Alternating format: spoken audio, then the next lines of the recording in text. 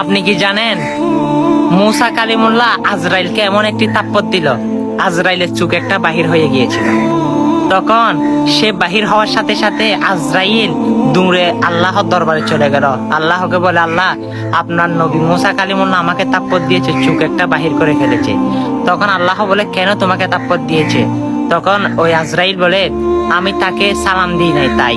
তখন আবার গেল, যাও আমার হুকুমে আবার হযরতে মুসা কালিমুল্লাহর কাছে যাও।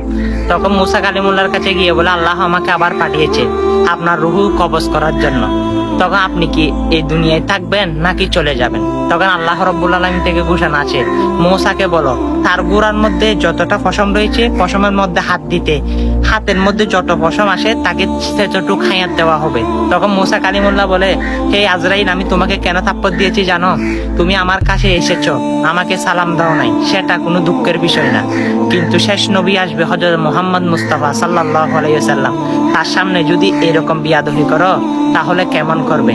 আমি থাপ্পড় দিয়ে চোখ বাহির করে দিয়েছি, তিনি যদি এরকম যদি তার সামনে গিয়ে যদি তুমি সালাম না দাও তোমার অবস্থা কেমন হবে? আল্লাহ কেমন করবে? হ্যাঁ, তাই আমি তোমাকে শিক্ষা দিয়েছি। দেখেন আমার নবীর জন্য মুসা কালিমুল্লাহ কত সম্মান, সুবহানাল্লাহ। সেই নবীর সম্মান আমরা দিতে পারতেছি না। এই ঘটনাটা শুনেছেন আমার নবীর জন্য, মুসা কালিমুল্লাহর জন্য।